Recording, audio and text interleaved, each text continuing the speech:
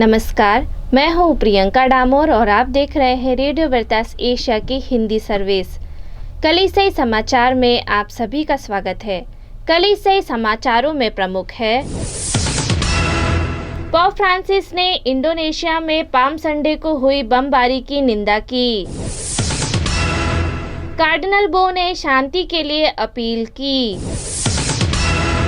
श्रीलंका के कैथोलिक अल्पसंख्यकों ने ईस्टर संडे में हुए आत्मघाती बम विस्फोटों में न्याय की मांग को दोहराया।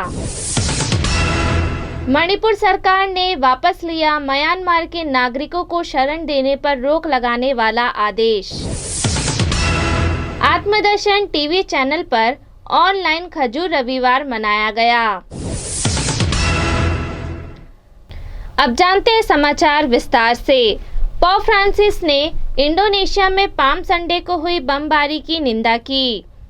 पोप फ्रांसिस ने इंडोनेशिया के कैथोलिक चर्च में बम विस्फोट के पीड़ितों के लिए प्रार्थना की, जिनमें कम से कम 19 लोग घायल हो गए। पोप फ्रांसिस ने कहा, आइए हम हिंसा के शिकार सभी लोगों के लिए प्रार्थना करें, विशेष रूप से मक्सर के कैथेड्रल के सामने इंडोनेशिया में हुए हमले की। कार्डिनल बो ने शांति की अपील की। स्थानीय सरकार के एक स्थानीय गैर सरकारी संगठन उनके नेता आंग सान सू की के 1 फरवरी को निष्कासित किए जाने के बाद से विरोध प्रदर्शनों पर सेना की क्रूर कार्रवाई में म्यांमार में 500 से अधिक लोग मारे गए हैं। 29 मार्च तक सेना के जवानों की अगुवाई में सुरक्षा बलों द्वारा 510 लोगों की मौत की पुष्टि की गई है। बच्चे, छात्र, युवा और नागरिक सभी तख्ता पलट के बाद मारे गए हैं। वास्तविक आंकड़ा बहुत अधिक हो सकता है। इसी बीच छापे, गिरफ्तारी वारंट और धमकी बेरोक टोक जारी है। कार्डिनल बो ने कहा, सभी विश्वासी परंपराएं अहिंसा का पालन करती हैं। हिंसा आंतरिक रूप से बुराई है। मैं निहत्थे नागरिकों के खिलाफ हिंसा के सभी कार्यों की बिना शर्त निंदा करता हूँ। मैं सभी अहिंसक और शांतिपूर्ण प्रयासों और हस्तक्षेपों के लिए समर्थन जारी रखना चाहता हूँ। श्रीलंका के कैथोलिकों ने ईस्टर संडे में हुए आत्मघाती बम विस्फोटों में न्याय की मांग को दोहराया। 21 अप्रैल 2019 ईस्टर रविवार को पूरे श्रीलंका में 3 चर्च और कोलंबो के 3 लग्जरी होटल में बम विस्फोट किए गए, जिसमें 290 लोग मारे गए, जिसमें कम से कम 35 विदेश नागरिक, 3 पुलिस अधिकारी शामिल थे और बम विस्फोटों में लगभग 500 लोग घायल हुए थे। सरकारी अधिकारियों के अनुसार लगभग सभी आत्मघाती हमलावर श्रीलंकाई नागरिक थे, जो कि एक स्थानीय आतंकवादी इस्लामी समूह राष्ट्रीय ताहिद जमात से जुड़े हुए थे।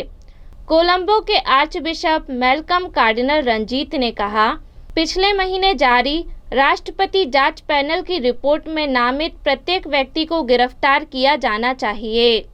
रंजीत ने कहा, उन सभी राजनीतिक नेताओं और अधिकारियों पर बिना किसी हिचकिचाहट के मुकदमा चलाना जरूरी है, जो हमले को रोकने में नाकाम रहे।